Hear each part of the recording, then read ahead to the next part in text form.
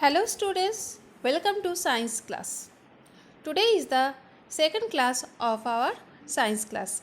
Last day we discussed about the what do you mean by crop production, what do you mean by management, what is crop, types of crops, agricultural practices and preparation of soil, their agricultural tools. Today we will discuss about the sowing.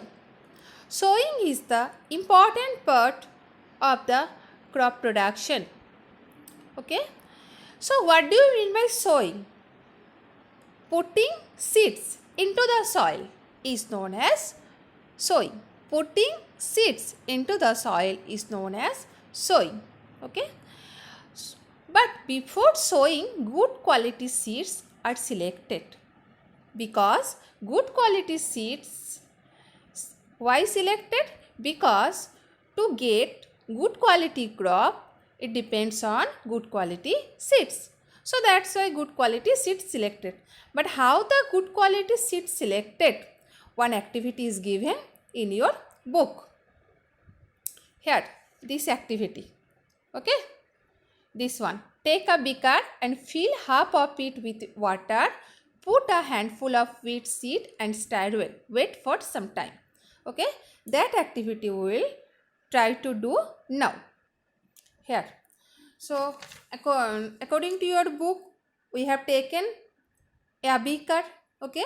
Then fill half of it with water. Already water also taken. Then put a handful of wheat seeds into it.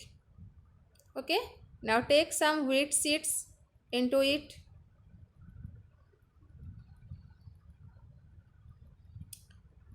And wait for some times. Okay. After some times, you will notice that some seeds will float on the beaker. So, why the seeds are floating? Because these seeds are the damaged seeds. These are the damaged seeds. That's why they are floating, and maybe that these seeds are hollow seeds. Okay. So, these are bad quality of seeds. But the good quality seeds, which are heavy, they sink into the water. They are the good quality of seeds. Okay. They sink into the water and farmer choose these seeds for sowing. Okay.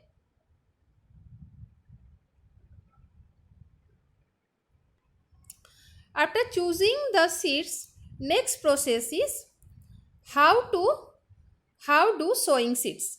So there are two methods given in your book, traditional tool and another one is seed drill. So first we will discuss about traditional tool. Look at the diagram. Okay. For traditional tool, farmer they are using one funnel here. This is a funnel. Okay. And in funnel and funnel end of funnel, this is the end of funnel also attached to a pipe. Okay. And this pipe piece into the soil. Okay. Now when farmer they are taking seeds into the funnel, okay, then these seeds will go through this pipe and they pitch into the soil. Okay. That's why seeds are sowing by the traditional method. Okay. Next one is seed drill method. Here, this is the seed drill method. In seed drill, this is the diagram of seed drill. Okay. It is attached to the tractor. Okay. This tool sows the seeds uniformly at proper distance and depth. Look at the diagram. Here, 1 gap, 2 gap, 3 gap, 4 gap, 5 gap, 6 gap. There are different gaps are there. Okay. So, when farmer is using that seed drill, then the distance between the seeds are maintained. That's why the seeds will get the proper nutrition from the soil. This and also this prevents the damage caused by birds, because from this nail, okay, maximum depth also will be done by the seed drill, and the seeds will not be eaten by the birds. Okay, sowing by using seed drill, it also saves the time and labor. Okay, and very important, that line, an appropriate distance between the seeds is important to avoid overcrowding of plants. Very important lines. Why appropriate distance maintained? Because if the appropriate distance is maintained between the seeds, then when the seeds become a plant, then the plant, they will get sufficient sunlight, and there will be no competition of taking nutrition from the soil. So in seed drill process, distance also very important. Okay, here given what I told, sufficient sunlight, nutrient and water from the soil. Sometimes a few plants have to be removed to prevent overcrowding. If the overcrowding is there, then that it is needed to removing the some plants from there, because in overcrowding, the plants or crop, they will not get sufficient nutrition from the soil. Here look at the diagram. Okay, here seed drill is using. Okay, so seed drill use when the seeds convert into plant. That look at the diagram, how proper distance is maintained between the two plants. That's why they are getting sufficient sunlight, and they will get sufficient nutrient from the soil also. Okay, and also this process will save the labor and time. Okay, next we will discuss about the adding manure and fertilizer. So what do you mean by manure and fertilizer? Okay, here you will read the definition from here. The substance which are added to the soil in the form of nutrient for the healthy growth of plants are called manure and fertilizer. That means the things which extra we are providing to the soil to get healthy crops, that are known as manure and fertilizer. Okay, just like in human beings, okay, we are taking the vegetables, chapati, rice, dal, but some extra, that is fruits, fruit juice, then maybe some health things we are taking. These are the extra, on dry food, that are the extra for our proper growth. Okay, that is for plants also some extra which are needed to the soil, that is known as manure and fertilizer. Okay, so first we will discuss about the manure. So what do you mean by manure? Okay, here given in your book, manure is an organic substance obtained from the decomposition of the plant or animal waste. Okay, so manure is the organic, that means which we are getting from the plants or animals. So it is written, manure is an organic substance obtained from the decomposition of plants or animal waste. Farmers dump plant or animal waste in pits at open places and allow it to decompose. Okay, I am showing you the diagram of that dump pits. Here, this is the diagram of the where farmer, they dump plant and animal waste pits into here. Here these are the dumped. Okay, the decomposition is caused by the some microorganism. Okay, automatically when 1 month, 2 month, 3 month, that's way dumping, that they are small microorganism, they will be there. Okay, and this microorganism help to decompose these dry leaves or cow dung, etc., and the decomposed matter is used as organic manure. So this decomposed matter is known as organic manure. Okay, already in 6th standard you have learned about the vermicompost. Okay, which we can make vermicompost at our home by the removing of by the wasting of skin of fruits, skin of vegetables, the tea leaves from there. Okay, Next one we will discuss about fertilizer.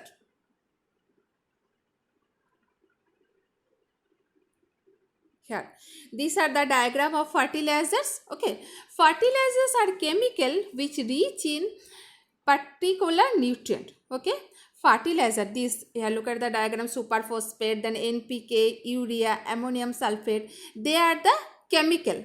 Okay, so chemically, artificially it is making. So what sufficient or particular nutrients are there.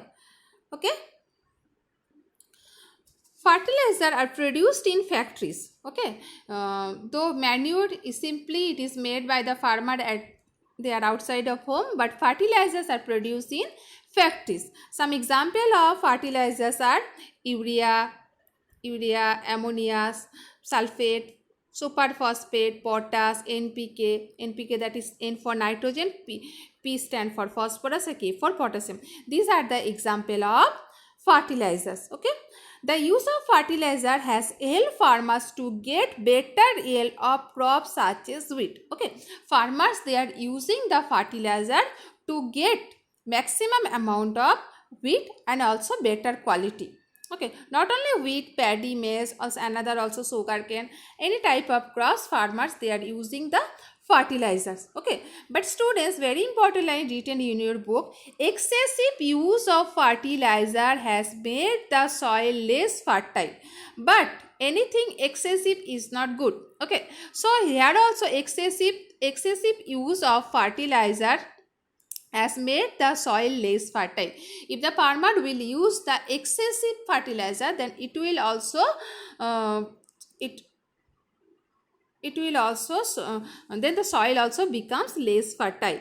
Okay, and also excessive fertilizer is used, then also when irrigation happen, that is water supply, that time the excessive fertilizer will flow through the water. Okay, so it makes water pollution also.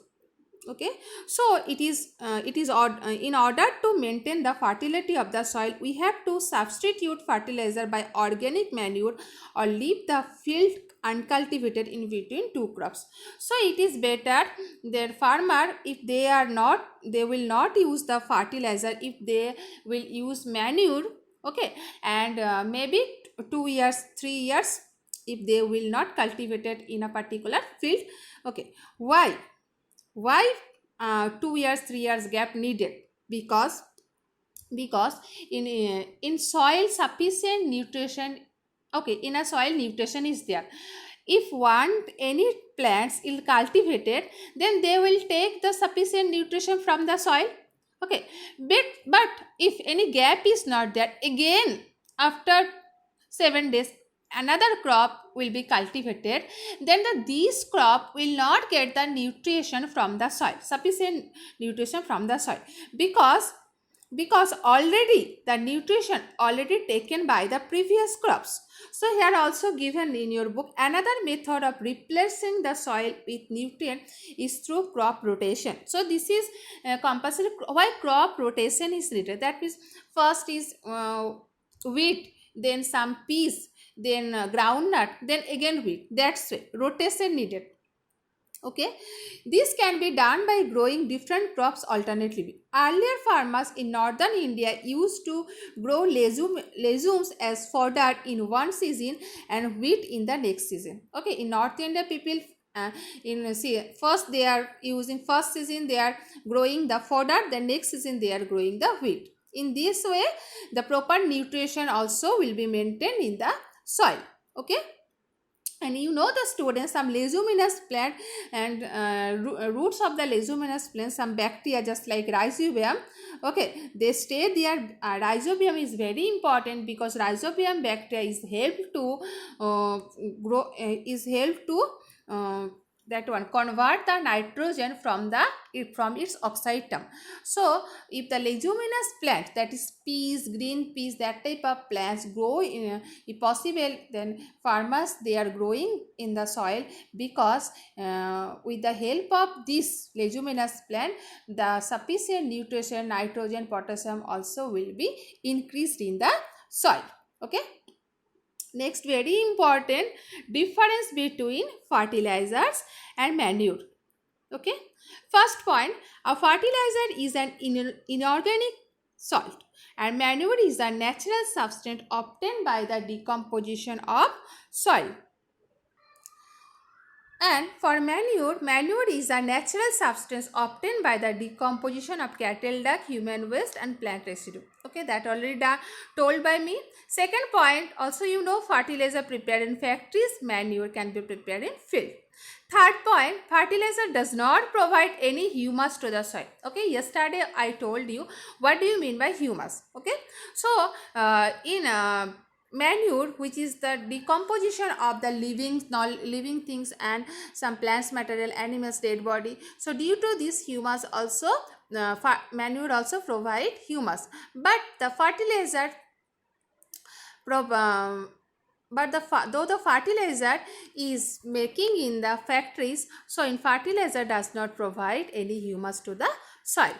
Next one, fertilizers are very rich in plant nutrition like nitrogen, phosphorus, because these are made in factories. So that depends on human beings how much they are giving the nitrogen, phosphorus, potassium. But manure, okay, it is only made by with the help of microorganism, so less nutrition or less rich in plant. Okay, then the last is advantages of manure. It is also important, advantages of manure. First point, it enhances the water holding capacity. First, it enhances the after using the manure, the soil will be porous. Okay, so soil loose soil. So due to loose soil, it enhances the water holding capacity. Okay, and humus also added. So in this case, the maximum waters are enhanced by the soil. Okay, and maybe rainy season proper rain will not happen, or in drought season, in drought time, the plants they can take the stored water. Okay, and second point, it makes the soil porous due to which exchange of gases becomes easy. Okay, third points, you know, it increases the number of microbes, and the fourth point, it improves the texture of the soil. These are the advantages of the manure. Okay students, today up to this much. Next day we'll discuss about another irrigation harvesting, that one you read this from your book and try to understand what I told. Okay students, bye.